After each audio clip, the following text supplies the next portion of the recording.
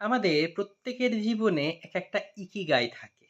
Ikigai কি? Ikigai একটা বই বলতে গেলে একটা বই আছে জাপানিজ যেটা how to be happy.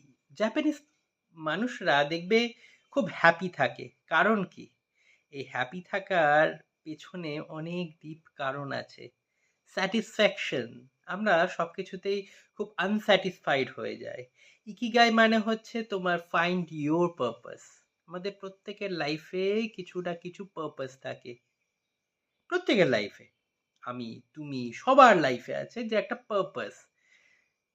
Job বা টাকা এটা পারপাস নয়, কিন্তু প্রকৃত পারপাস যেখানে টাকা পয়সা কোনো কিছুর বাধা থাকবে না, যেখানে তুমি তোমার মনের প্রকৃতভাবে জিনিসটা করতে পারো, যেটা সমাজের জন্য ভালো হবে, যেটা এনভায়রনমেন্টের জন্য ভালো হবে, বা সমস্ত কিছুর জন্য।